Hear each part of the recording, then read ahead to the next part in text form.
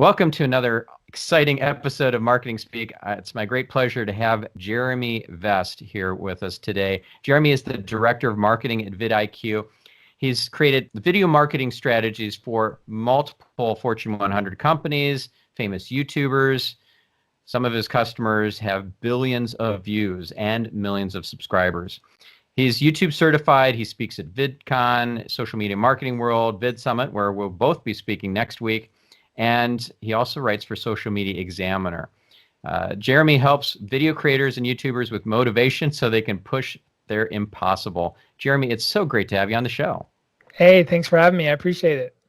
So let's talk about YouTube, and let's get really down into the details of it, because there's so much nuance to YouTube SEO, YouTube marketing, and just getting one of these details wrong could mean a significant missed opportunity. Millions of views, perhaps, many countless hours of missed watch time. So let's start with like some of those biggest mistakes that you see that are costing folks the most potential money.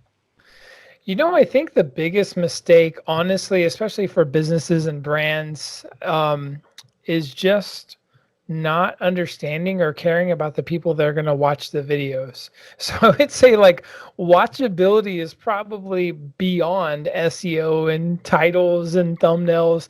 Just making something people want to consume, especially when I work with brands, a lot of the times they'll just actually create content they want to create and don't really care about the end user experience. So I would say the biggest mistake I see from YouTubers and brands and small agencies is just not creating the content people care about.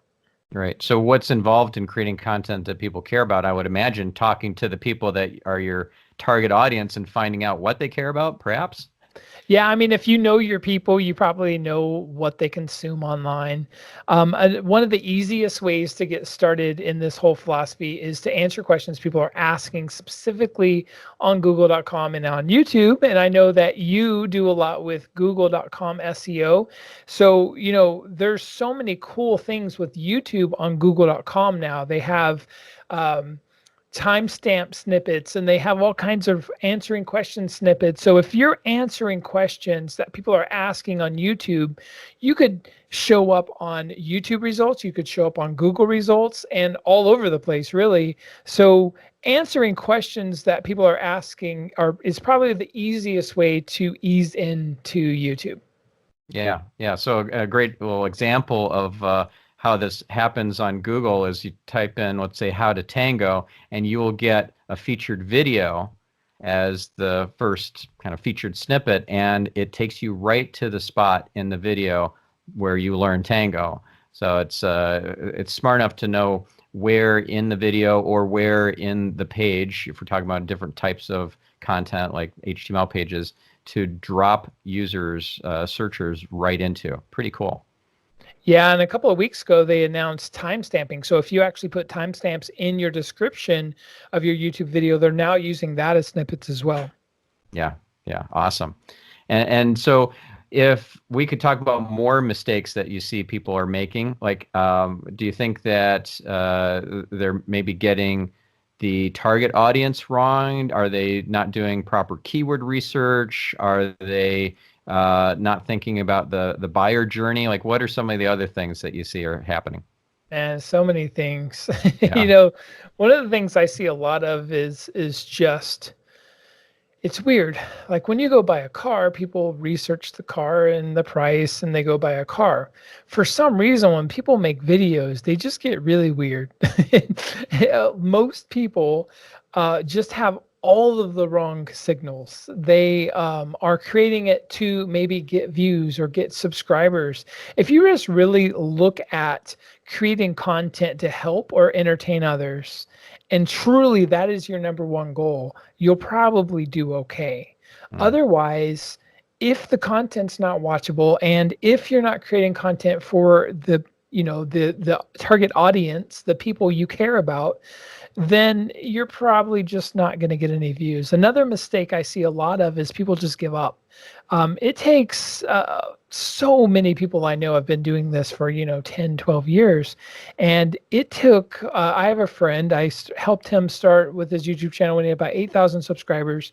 He just crossed 550,000 subscribers, and for the first 4.5 years he got to 10,000 subscribers, and then from year 5 to 6 he went from 10,000 to over 500,000. So I think one of the biggest mistakes is people just don't know who their target is. They don't, obviously, like you said, know what people are searching for, the SEO keywords, and they don't know why they're doing what they do.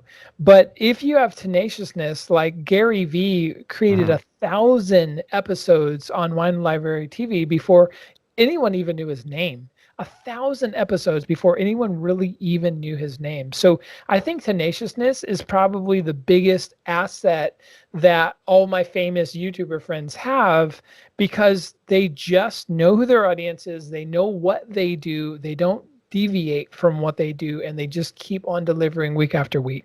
Yeah. It's like it's a 10 or 15-year overnight success, right? Exactly. Yeah. Everyone's an overnight success after 10, 15 years on YouTube. It's pretty funny. Yeah. So would you say somebody who's starting out now, if they don't have an audience and they don't have a history of creating videos, have they missed the boat? Is the window pretty much closed? I can tell you right now that is a huge myth. I had a friend of mine is a plumber. And in January, I started just, kind of for free, helping him, giving him purpose and understanding of exactly what he's trying to do, really making him understand that the people that watch his videos are people that want to become plumbers or people that want to fix their toilet in their house. And once he really understood his target audience, who was watching his videos and what matters to them, he went from 100 subscribers to like 12,000 in less than a year. And it's estimated that he's going to hit about 85,000 subscribers by end of 2020. Now, this is a plumber, right? So the thing I would say is you have not missed the boat. I know a lot of people that are getting to 100,000+ subscribers that just started YouTube in the last 2 years. However, it's so competitive now that if you're not really deeply niching down, really focusing on a specific thing, the odds of you ranking for a whole lot of things are very, very narrow and small. Yeah. So let's talk about niching down, because that's, I think, pretty important, and keyword research would fit into the equation here. And many folks don't even realize you can do YouTube specific keyword research, like some of it even for free, like going into Google Trends and going from the web search option, the default, to YouTube search. And now you can compare keywords to each other that are actually YouTube searchers and YouTube search volumes. Yeah, I love Google Trends. Google Trends, you click on the drop-down menu for YouTube and you can compare interest over time for any keyword set. It's a really cool tool. Another thing I like to do, this is kind of wonky, but if you do an underscore and then you type in on YouTube and you type in the term and then you put a space between the underscore and the term, it'll show you all of the terms before what people are searching for before the term. You can also do that after the term. So it'll reveal the questions people are asking without you having to know the questions, which is really powerful. But yeah, I think that if you really understand what people are searching for, you're going to get there. I have a whole philosophy that I've been teaching for about 7 years now. I call this the nested strategy. And essentially, my concept to you guys is really simple. So when I did the YouTube strategy for Gillette about 7 years ago, we did how to shave. The reason we didn't do Razor is a type of scooter little kids, they like go on, and there's a whole lot more kids on Razor scooters putting YouTube videos up than there are guys shaving, right? Mhm. So we didn't go for the big terms. We went for a great term that had a lot of longevity. So back in the time, 7 years ago when this all went down, the Dollar Shave Club went viral and got about 20 million views. Well, our 250 or so videos that we did on how to shave. We did how to shave your head, how to shave your back, how to shave your beard, your goatee, on and on and on for like 250 videos. They got over 80 million views and over 100,000 subscribers for Gillette. So the reason this happened is every video out of the 250 videos had the words how to shave. And that is really my philosophy to you. Figure out what your how to shave is and really just focus down. I have a fun little channel I've been playing with, and I break all the time, and it's just like my experiment channel. But now I'm getting into, I want to rank #1 in the world in the next few years for best motivational video. It's a huge monster term. We're talking millions and millions of searches a year. And I'm just going to go for the next couple of years, make content on best motivational video. And eventually, if I really focus and understand what people are searching for and really make videos that people love, I will get there. Very cool. Well, I hope you do. So I'd love to hear what makes up a YouTube strategy. Is that like a big deliverable document? I can share, first of all, what I think of when I think of a YouTube strategy, because I do offer this to clients, a YouTube strategy and a YouTube audit.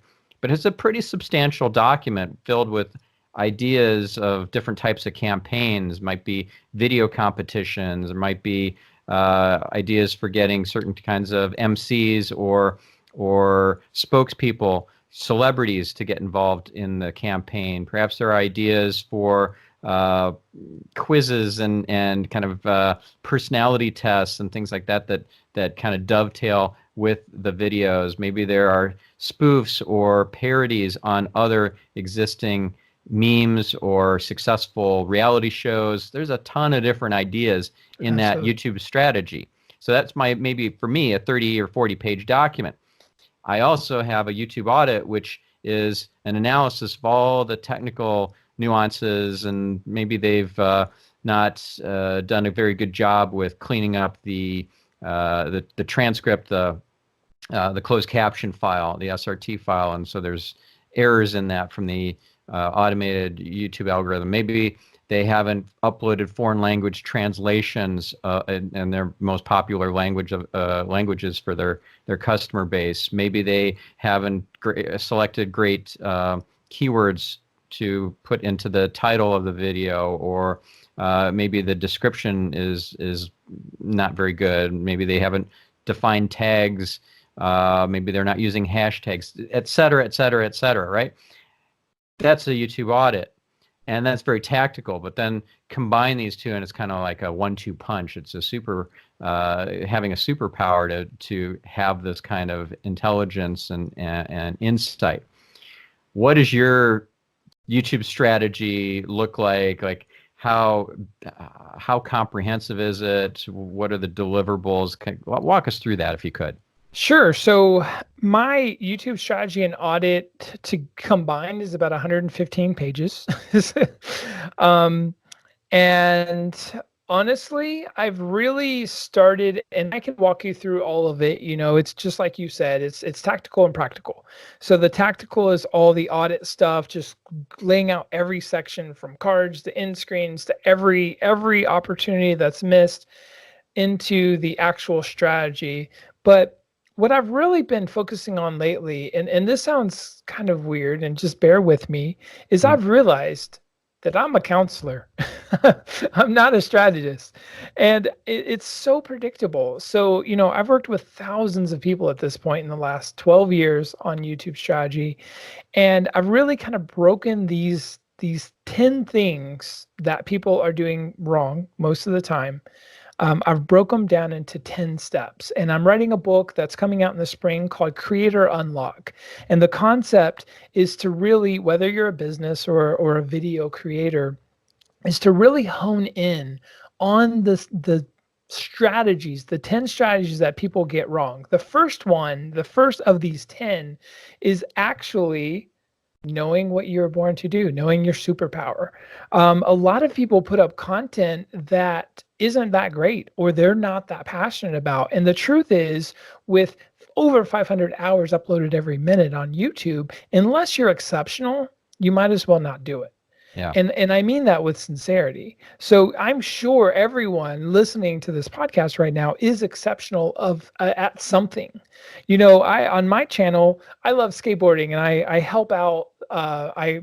I help the Braille, which is the largest skateboarding channel in the world, and I help them just for free do some strategy and stuff. They're great people. So I started doing some skateboarding videos on my channel, and I'm like, what am I doing? I'm old, and I shouldn't be doing that. I love skateboarding, but I wasn't born to help people skateboard. That wasn't my calling in life. It's not my superpower.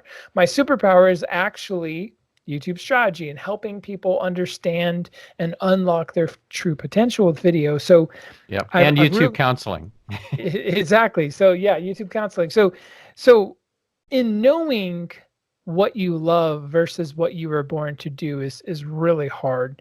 So the reason I say I'm a YouTube counselor is I'm more of about, so what's your superpower? What were you born to do? What is your messaging? And once you can really understand what you're born to do, what that means. So my messaging is unlock your full potential with video. It took like a year to get to that point. So Tim Schmoyer's I love is master to YouTube, spread your message. So you really need to answer what your channel's about and why that matters to the person viewing your channel. There's a book called Primal Branding, and it's really, really complicated, but basically you really need to get to the heart of what you're going to do, how you're going to entertain or help people. And once you understand that, you really got to understand the universe of keywords that people are searching for that topic. Once you get to that point, then you can go make your content calendar for the year. I have a philosophy that I like to say is building a brick wall one brick at a time. And for me, a brick is a video with about 10,000 views. 100 bricks is 1,000,000 views. So I really don't do a viral strategy for most of my brands. We like to just build this brick wall. Now with vidIQ, we took vidIQ in the last 18 months from 100,000 subscribers to 405,000 subscribers. And the way we did that is we had a hybrid strategy where we made content people were asking for. And 20% of the time, we actually had a viral strategy where we would rank for PewDiePie or Mr. Beast or T-Series. And that really propelled, that was a phenomenal deal. So I know I'm kind of jumping all over the place, but really at the heart of my strategy for my customers is understanding what your superpower is, your messaging, and the keyword universe, or what your how to shave concept is. From there, honestly, YouTube starts getting pretty easy, but that's a really hard point to get to. Yeah, that's a really great way it's a great framework. And I love that you shared that with my audience. Now, one thing that comes to mind that you may be familiar with is Gay Hendricks has this zone of genius and versus the zone of excellence. And a lot of folks, I would imagine, get stuck in that zone of excellence. They're just really good at it, but it's not their superpower. It's not where they're in a maximum flow state. They're just really good at it, really, really competent, and it maybe not even light them up. And, right. And thus that joy doesn't come through in the videos. They're just really good. They're really good at what they do. They are excellent, but not in that zone of genius.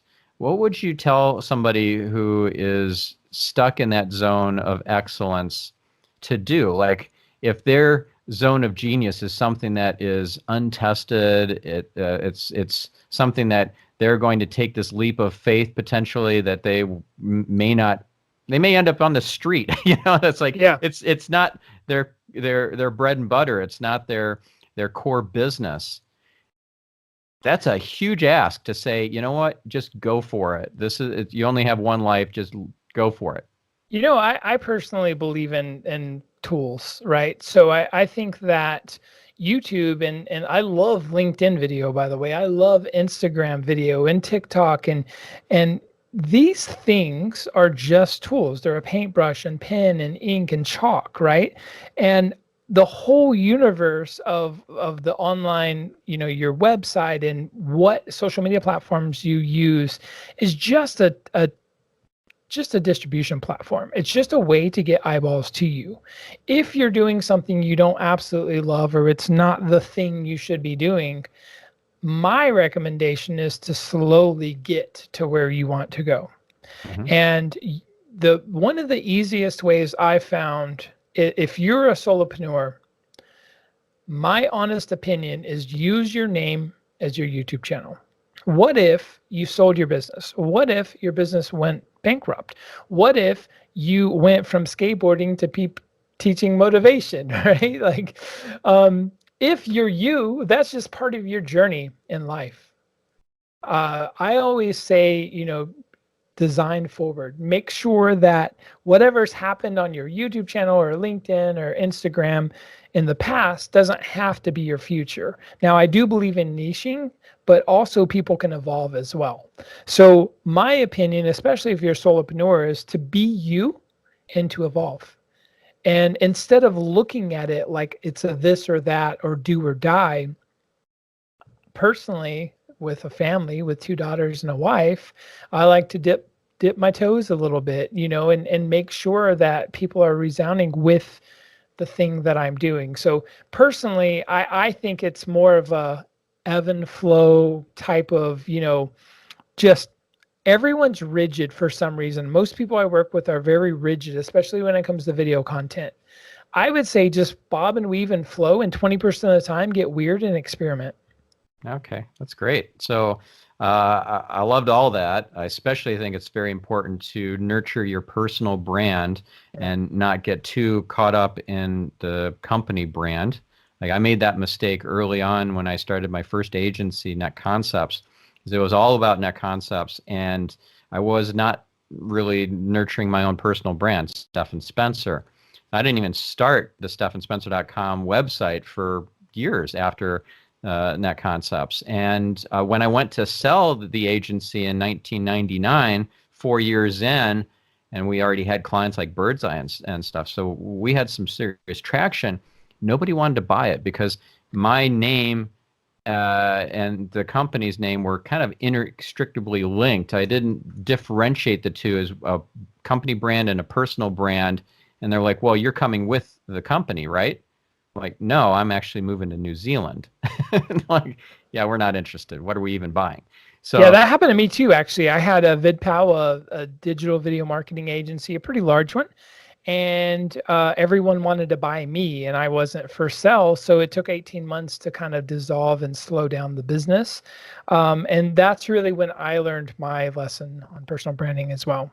yeah, sometimes it takes the school of hard knocks for us to really get it. So the second time around, when I actually did sell the agency, I did have a revised strategy in place, and I had a whole team, and I had a CEO, and like it just was a much more put together business that was able to stand on its own without me. But then I also had my own personal brand that I had been nurturing for some years too. So I love that. I also love the idea of like really niching down and also being able to be fluid about it. Now, here's where it gets tricky is if you've got so many interests. Like I have another podcast besides this one, Marketing Speak. I have another one that's called Get Yourself Optimized. It was originally called The Optimized Geek. And it's really a passion project for me, and anything that has anything to do with up-leveling your life or your business, your career, or your mindset, your relationships, your spirituality, any of it is fair game. So that's very broad. That is the opposite of niching down. Yeah. So yet if I did niche down to, let's just say, biohacking, I've had some great episodes on biohacking, had like Dave Asprey, and yeah, just it's definitely a passion, but it's a small portion of the bigger pie. It's a small slice of the bigger pie. I would feel really constrained to not be able to bring on a financial guru because it's so off topic. What would you say if I had this as a YouTube channel instead? Should I create multiple channels? Should I still keep going with what lights me up? Should I niche down to what I think is the most lucrative and the most exciting of all those niches that I cover? Like, what would you recommend to me and to my listener who might be in a similar kind of boat?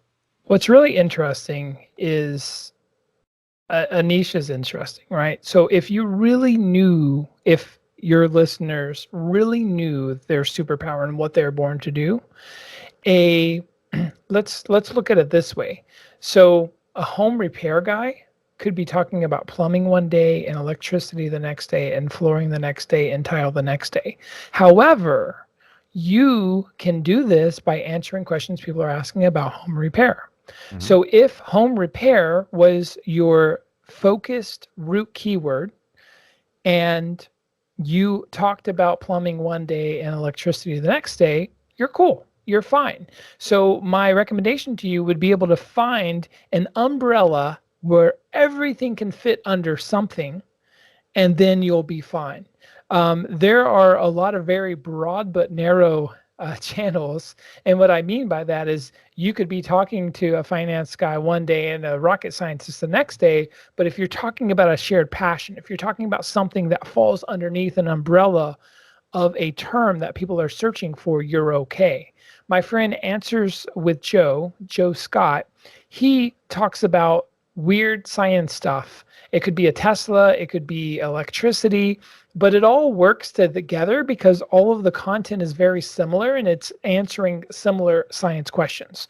So I would say that as long as you can put all of it under an umbrella, especially if that's what people are searching for, you can really talk about anything as long as it fits that thing. Does that make sense? Yeah, it does. I'm curious what your thought of Joe Rogan's podcast and his channel on YouTube, and what the umbrella for that would be.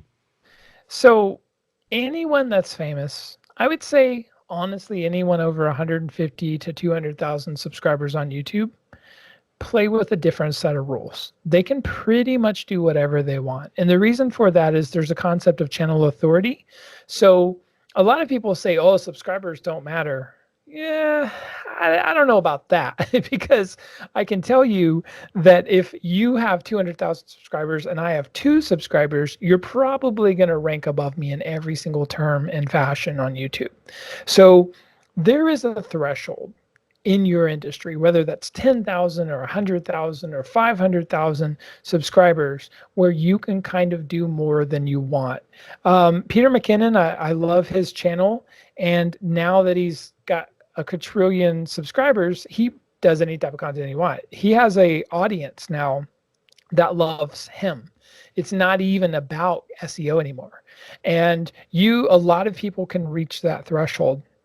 But to get to that first 10,000 subscribers or 100,000 subscribers, the deeper you focus on content people are actually consuming, the faster you'll get there. Yeah, that makes sense. So is this something that's going to require a big budget or a huge amount of person hours, or both? Or like what's the scope here of that kind of outcome?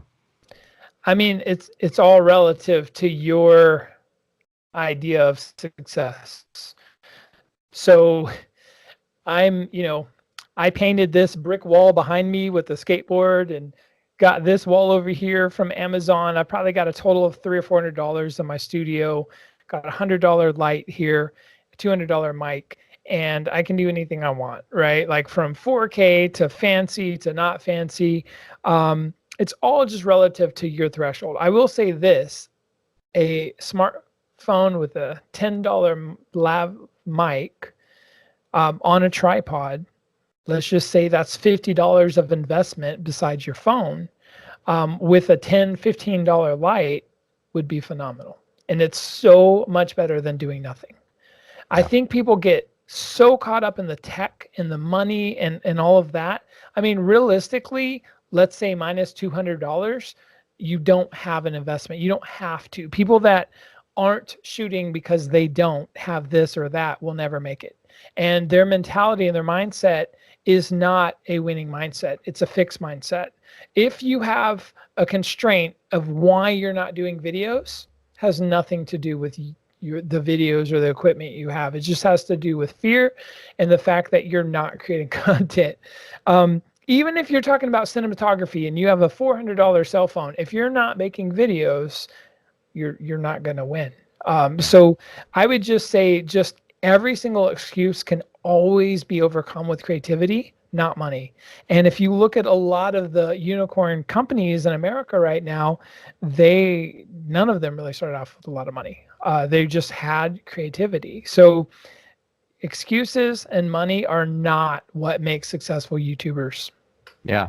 Yeah. So it's like the expression or the wisdom I heard from Tony Robbins around perfectionism is essentially being a perfectionist is like having no standards, because your standards are so unreasonably high, you'll never do anything. Yeah, exactly. And I speak all over the world on video marketing and YouTube. It's really fun, but it's also frustrating. And the reason it's frustrating is I know at least 50+% of the people in the audience will never turn on the camera, or they'll never do it with the confidence that they deserve. You were born with some type of greatness, as Tony Robbins and Les Brown would say. Yeah. And it's almost like a requirement that you share that greatness with the world so that people can improve themselves or be entertained or whatever your superpower is. And to deny everyone of that is kind of a shame. And it's weird, but so many people get just caught up in their head, or they don't have the right equipment, or this or that, or another excuse, that every single YouTuber I know that started out was horrible. I know 0 YouTubers that just like started that was good. And YouTube's been going on a long time now, over a decade. So some of these people are phenomenal now. But go look at Evan Carmichael's first video. He was horrible. I love the guy. He's my friend and he's phenomenal now, but you just have to suck. The more you embrace just being horrible, turning on the camera and getting 1% better every week, the faster you're going to get to where you want to go. Yeah. Well, it's the same goes with anything, with podcasting, for example. Yeah. Any podcaster who's worth his or her salt started out badly and was not polished and maybe said a lot of ums and ahs and didn't have the best guests on and didn't have really great intros. Yeah. And you got to start somewhere. So why not now? Why not today? Why not just wherever you're at now? Yeah. Absolutely. And for some reason, people just get weird about video. I don't know if it's because it's a newer platform for some, but yeah, everything in life, it takes, as Evan Carmichael says, you have to put in the reps. Yeah, so true. So where do all the other social platforms fit into the mix here? Like, do you need to build out your Twitter presence, and do you need to work on Instagram, Facebook? Do you need to pay for advertising with these platforms? Like, how does all this fit into the bigger picture? You got to know where your people live. So gamers live on Twitter. I didn't actually know that. I'm not a gamer. But doing research, I realized, hey, every gamer I know is all over Twitter. They're also on Twitch, not necessarily YouTube. So I call this digital natives. You got to know where people are being digital natives. Honestly, my biggest, by far, my biggest audience is not on YouTube. It's on LinkedIn. And when I post a LinkedIn video, I get 10 times more views than I do on YouTube personally. And it's because my audience is very large on LinkedIn. So if I was really being true to myself, I love YouTube and I'm going to get there, I'll build an audience. But if I really just wanted to be successful quickly, I would go all in on LinkedIn and focus on that. But the truth is, until you really know where your people are, first off, you got to know what your passion is and what you're born to do and your messaging. And then from there, match who your people would be from that. And then from there, understand where their native platforms are. It could be TikTok, it could be Instagram, it could be Snapchat, LinkedIn. There's so many places where people live. My personal opinion, like Gary Vee and the Gary Vee content model, which is phenomenal if you've never seen that, is you should live online, primarily on your website, and then you should use all these distribution points to let people find what you do. I personally believe that everyone is a digital media company, and every one of these platforms is just simply like an artist uses a paintbrush and chalk and ink, like I said earlier. I have a friend last year that had 2 million subscribers on YouTube, never had a website, never did Instagram or Snapchat or anything else. YouTube deleted their channel. Wow. And he went from making over $100,000 a month to making $0 a month. Wow. Talk about getting the rug ripped out from under you. And he was mad. And you know what I told him? I said, you didn't build a business. So, you can't rent a Ferrari forever, right? Like you have to understand that it's your universe. You need to bring people to your website, to your universe. Every other platform, you're just happy to be there and you're renting it. Yeah. You should not ever complain if Snapchat or Instagram or YouTube has made a policy change. It's their world. We're just playing in it. It's their sandbox. So we can't even complain. We really can't complain because yes, they could always be doing a better job, but at the same time, we're playing in their backyard. Yeah. Like we don't own the playground, James Schramko refers to this as own the race course because Cool. we're on all these different race courses and they can change the rules and kick us off. And what do we do? Yeah. So very powerful. Now, what would you say are the appeals for these lesser known amongst traditional marketers, communities, tools, websites such as Twitch, such as TikTok? Some of my listeners probably never even heard of TikTok, or if they had, they hadn't heard of Musical.ly, and they're not really sure what the heck this is all about. Like, can we give them a little bit of a taste of what the appeal is for these two different platforms? Sure. So, TikTok has now, I believe, over 500 million users. That's one of the biggest appeals. It really is kind of like the new Vine, if you ever heard of Vine back in the day. And it's really just short, stupid, silly videos. However, and Gary Vee, I've mentioned his name like 5 times. I must have a crush on him or something. Gary Vee is all in on all the weird platforms. And he basically says that if you were first to YouTube or to Google, you probably would have made a lot of money. So imagine being first to a platform that's not currently doing what you do, but it'll probably get there. So LinkedIn video is just blowing up and it's so massive and there's so much distribution. It's really, really great. TikTok right now is like 13-year-old goofy, silly videos that you just roll your eyes at. That's pretty much all it is. However, Gary's there, and they're starting to show a lot of DIY and how-to videos now, and a lot of things are starting to change quickly. My 2 cents is most of the people listening probably will never do TikTok, but they probably should, and they may not see rewards for 3 or 4 years, but if they're answering questions people actually care about, then eventually the platform will probably catch up to what they do.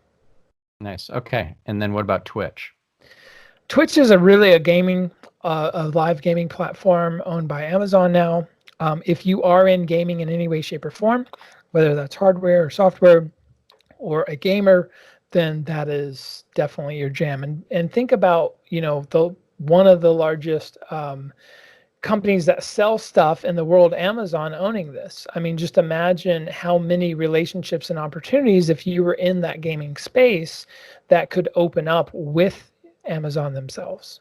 Right. So there were some very prominent gamers that moved off of YouTube where they were making a lot of money every month off of advertising onto Twitch. So what was the impetus to do that? Was it a big money-making thing, or was it like, no, I want to back the winning horse, and I realize that this is where things are going to head, and YouTube is over time going to be worth less to me than Twitch? Like, what's the thinking over there?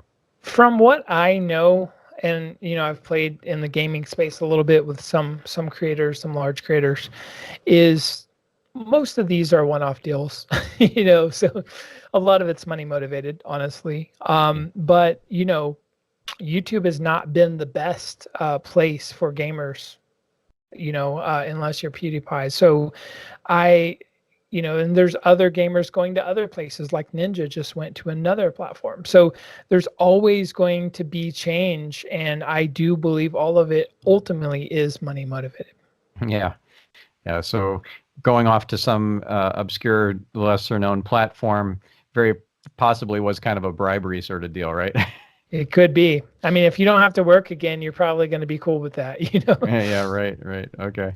And let's talk about LinkedIn and how to leverage that platform from a video standpoint. I know that you can upload your video first to YouTube, get YouTube to do the automated transcriptioning, and then you download the SRT file, and then you upload the SRT file with all that time-stamped closed captioning transcript to LinkedIn along with the video itself, and that does help you. That would be an example of something tactically that would be good for LinkedIn. Can you give us some more tactical and strategic stuff for LinkedIn? Yeah, I'll start with strategic. So most people on LinkedIn, over 99% of the people that use LinkedIn don't use the posts and videos. So you already have a 99% higher probability than everyone else just by posting stuff. Yeah. So it's a big platform, and a lot of people are not uploading videos. So you're going to win just by uploading videos. However, if you upload videos that have emotion, you're going to do great. People on LinkedIn are boring as crap, right? And they're talking fancy words, and they're not using ums or these. Humans love humans, and every brand you're trying to get after or win as a client, all of them employ humans. It's so weird that a lot of B2B and a lot of people that do business with other businesses just forget that everyone behind the big, Burger Kings of the world, all are humans, and they all have emotions. So I use a thing called the hero's journey. And essentially, all of my posts are I messed up, I sucked, I learned, epiphany, lesson, and people love it. Like, they share them. And, I've got about, I don't know, 500,000 or 600,000 views this year on LinkedIn from that concept. Imagine if I was just talking about the new TPS chart and, or if I was just being boring like almost everyone else on LinkedIn. I would say that if you can emotionally connect to people, this is why Gary Vee does so good on LinkedIn, is because he's like cussing and being crazy on LinkedIn and really getting real with people. And it's like why you won't get a job on LinkedIn. When people are real and they share part of themselves to you and are vulnerable, you can absolutely kill it on LinkedIn as long as you're providing value or entertainment. Yeah. And that's really what I do. I expose myself a little bit. That sounded weird. Get a little vulnerable on LinkedIn and talk about my failures. And it really helps. Oh, that person's a human too, like me. So I would really study the hero's journey formula. And the more emotion you do on LinkedIn, the better you'll do, both with posts and videos.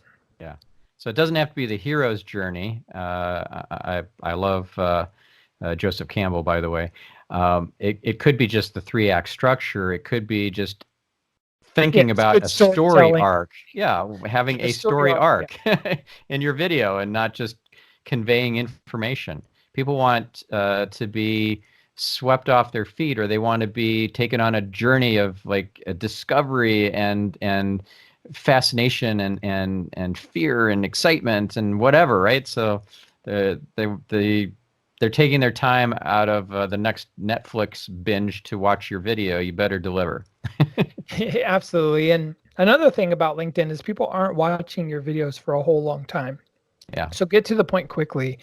And yeah, a story is going to be better than just talking about some new report or something, something boring. So yeah, emotion, whether that's storytelling or anything, it doesn't really matter. Just get real and tell great stories. And that's true for all platforms. And obviously, if a picture's worth 1,000 words, what's a video worth? Is it worth 1,000,000 words? So being able to express emotion, nonverbal communication, which is greater than verbal communication, is why video and video marketing is, in my opinion, and many others, the best way to market in the world online. I think that person-to-person communication will never, be rivaled, never be beat. And, person-to-person recommendations will never be rivaled or beat. But beyond that, I think with online marketing and online communication, video can't be beat. Yeah. Yeah. So what would you tell somebody who is into creating screencasts, doing tutorial type of videos, either on YouTube or LinkedIn or wherever, it doesn't matter, but that's typically not a face to camera sort of a video. It's more kind of informational and not so much emotional. There's not really much storytelling going on there, but they're trying to teach somebody how to use a particular tool or to do pivot tables in Excel or whatever it is. Like, yeah, what I'm do you going to tell them? say, so oddly enough, I have a lot of experience in this. In 2008, I helped Adobe launch Adobe Television, and we did some studies, and we found that basically every 3 to 9 seconds, people start checking out. So I helped create some of the first videos, kind of what lynda.com does now, where you have screen, person. And there's several reasons why you'll want to do this, but the biggest is actually that about 60% of the time that you're showing something on a screen, you're actually setting up a concept. So if I'm teaching Photoshop and I'm teaching you how to use the pen tool, I'm going to have to spend 1 or 2 minutes talking about how it all works before I just start pressing buttons or setting up a concept or theory. So actually with screencasts, the more you show your face, the more emotionally engaged. Eyes are the window, subconsciously the window to the soul. So when people see your eyes, they're able to connect with you on a deeper level.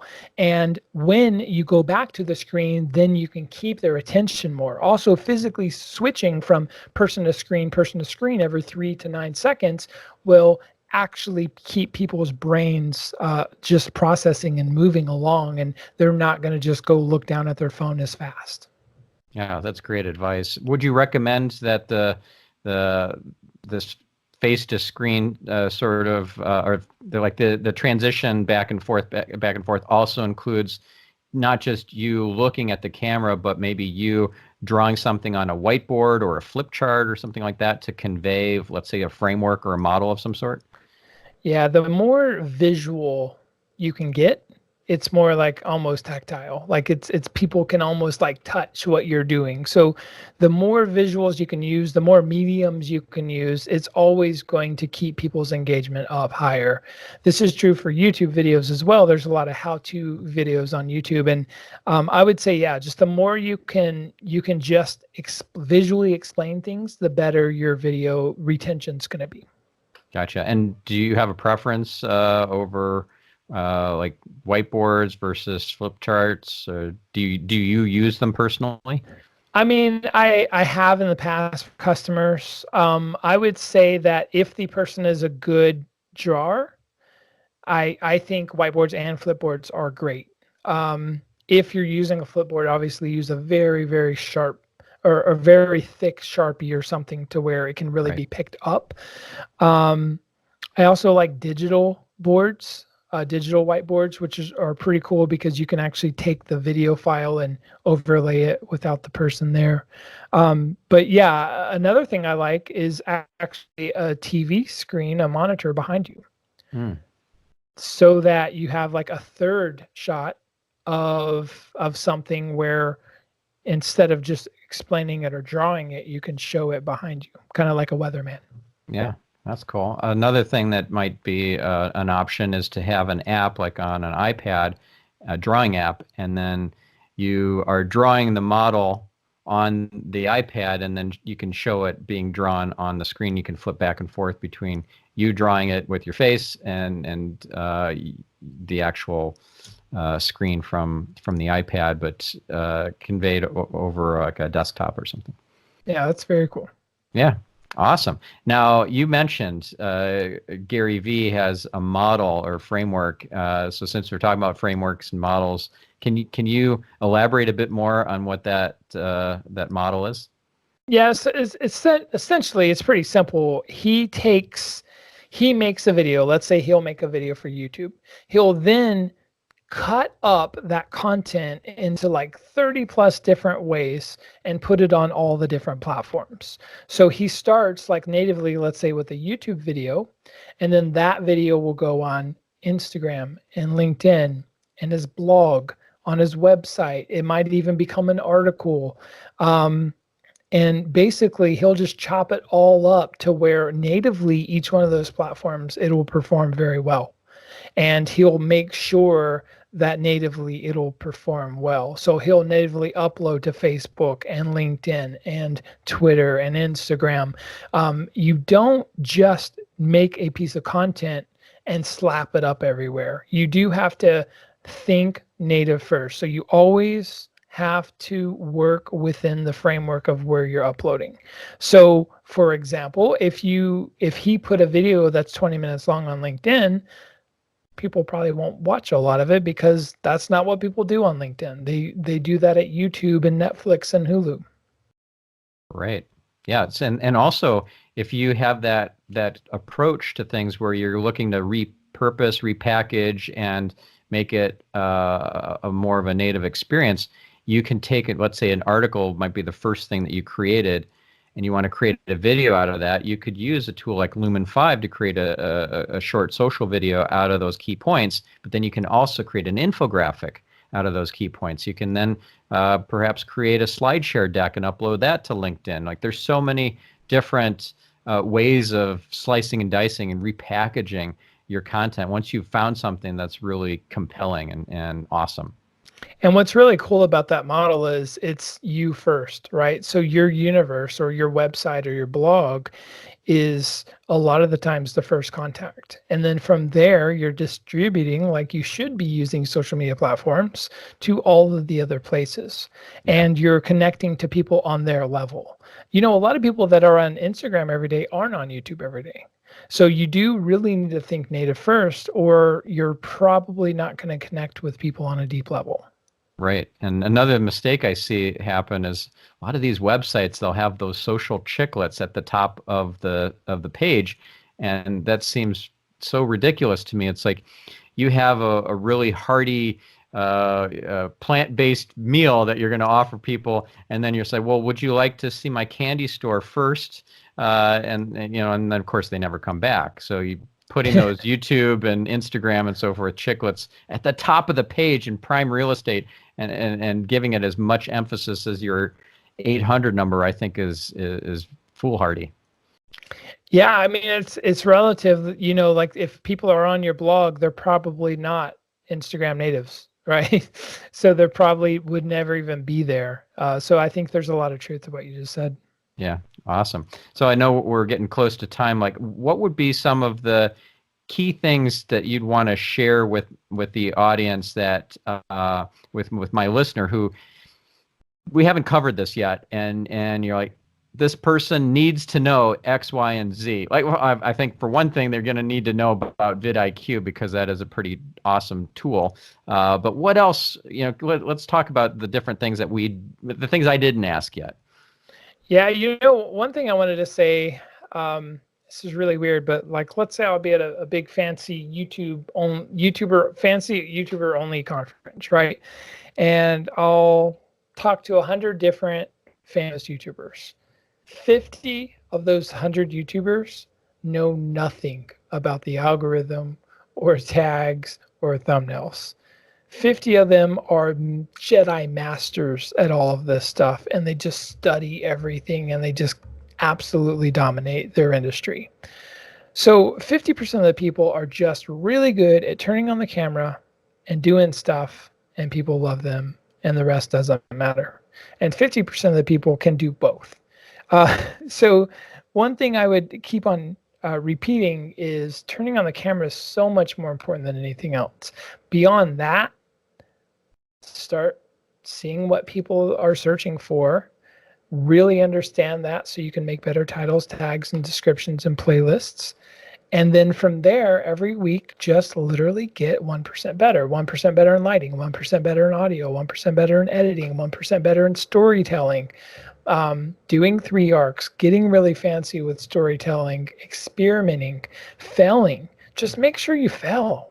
You know, I have people all the time, like I got a video with 47 views. I have to delete that or YouTube's going to think. It's like, just people need to kind of calm down and just make good stories and not worry about the rest of the stuff. Now, the rest of the stuff is important, especially your titles and your thumbnails. Those are extremely important. I'm a big thumbnail nerd. In fact, we have a group, a Facebook group called Master Thumbnails. If any of your listeners want to go there, we just study the science of thumbnails every week, and everyone shares their tips and experiences. So these things are important, but the most important thing is storytelling. That's awesome. And so there are a few things that I want to unpack a little bit. So thumbnails, would you say they're more important than titles? It depends on the size of your channel. If you're over 100,000 subscribers, I would say it's possible that your click-through rate of your thumbnails is more important than titles. For anyone under 50 to 100,000 subscribers, I would say that titles and answering questions people are asking and being able for YouTube's AI to know what your channel is about, and then your subscribers knowing what you're about, is more important than thumbnails. So under 100,000 subscribers, I would say titles are the most important thing. But, well, a good video people want to watch is number 1. Titles are number 2, and thumbnails are number 3. That would be my opinion. Great. Appreciate that distinction. Playlists. We haven't talked about playlists yet. Like, that's a pretty awesome opportunity for folks to build out playlists. And I would say that that's pretty underutilized. Would you agree? Yeah, so many people hate on playlists like they don't do anything, and that's really wrong. So you may not see it from the surface, but let me give you a few tips. So if you set your playlist, you go to settings and click series playlist, you can actually force anyone in your playlist, the next video being played will be your video every single time. So there are some insane benefits a lot of people don't know about playlists, and making sure that all of your videos are in a series playlist is absolutely critical, because when people are watching and in that playlist, the next video play is going to always be yours. And you know how hard it is to be suggested on the right hand side. So having that assurance that the next video is going to be your video is huge and could literally double or triple your views, just that one thing. Another thing about playlists people do wrong is they don't do exact phrase. So I'm not going to put how to shave your beard by Gillette. I'm going to put how to shave, because people are searching for how to shave. So in this case, having exact phrase keyword SEO in your playlist are absolutely critical, or the odds of you ranking that playlist on YouTube search algorithm is almost non-existent. Also use the description area for SEO in your playlist, so that YouTube again can have a better understanding of what your playlist is about. Also, when you're sharing content, always share a playlist, not an individual video, so that, as YouTube calls it, you could have a lean back experience. Basically what a playlist does is you watch a video and then it auto plays to the next video and auto plays to the next video. That's why it's a lean back experience. Mm-hmm. So those 3 or 4 little things, exact phrase, keywords, using your description area, and doing series playlists could literally double your views, for real, no BS. That is awesome. So how well do these playlists rank in comparison to the actual videos? Like, are you going to have a shot at ranking at a competitive keyword in the YouTube search results with a playlist, or is it really the first best results always go to the kind of the prime positioning tends to go to the videos themselves, and then like second tier kind of stuff would be the playlists? If you're in a really competitive space, you're probably never going to rank for the playlist, but there's a lot of ranking things that happen, like the series playlist and being able to get the next video and things. So there's a lot of things that are beneficial that not necessarily just ranking your playlist. I will say, however, if you have a lot of authority, or if you made hundreds of videos on that subject, the odds of you ranking higher for that playlist are a lot higher. Also, a playlist is kind of ranked the same way a YouTube video is. And what I mean by that is you only want 5 or 7 videos in your playlists.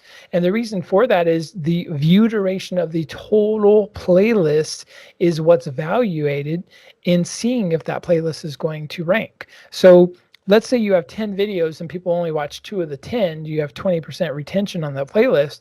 Odds are you're never going to get that playlist ranked. Let's say you have 5 videos and people watch 4 of them. Odds are that video playlist will probably rank. Just remember to use common sense and know that YouTube's goal is to get people to watch videos longer. That way they can make more money in advertising. Right. It's that watch time metric that's so important. Yes. Yeah. And it's not just watch time on your videos, it's watch time overall in a sitting, in a session. Right. And YouTube Live, are you bullish on that, or are you thinking that's probably something not to focus a lot of energy on?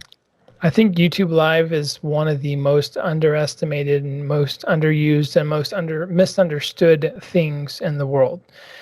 In my industry, basically teaching YouTubers how to do YouTube, Nick Nimmin is the fastest growing channel in the world. He's just crossed 450,000 subscribers.